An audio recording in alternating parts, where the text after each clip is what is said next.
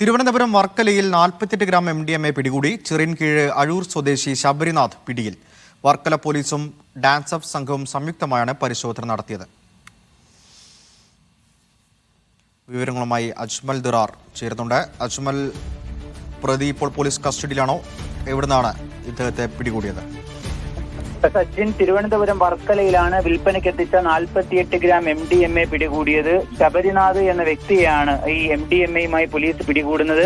ചിറയൻകീഴ് അഴൂർ സ്വദേശിയാണ് Sabarinath. Varkala police station പരിധിയിൽ നിന്നാണ് ഇയാൾ പിടികൂടുന്നത്. പോലീസും ഡാൻസ് ഓഫ് സംഘവും സംയുക്തമായി നടത്തിയ പരിശോധനയിലാണ് ഇയാൾ പിടിയിലാകുന്നത്. പ്രദേശത്ത് ഇത്തരം ലഹരി പദാർത്ഥങ്ങൾ നിരന്തരം വിൽപ്പന നടത്തുന്ന വ്യക്തിയാണ് ശബരിനാഥ് എന്ന് പോലീസ് പറയുന്നു.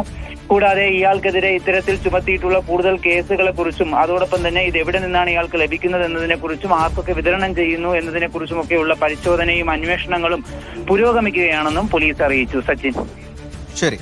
അജ്മൽ ദിറാറാണ് തിരുവനന്തപുരത്ത് നിന്ന് വിശദാംശങ്ങൾ നൽകിയത്.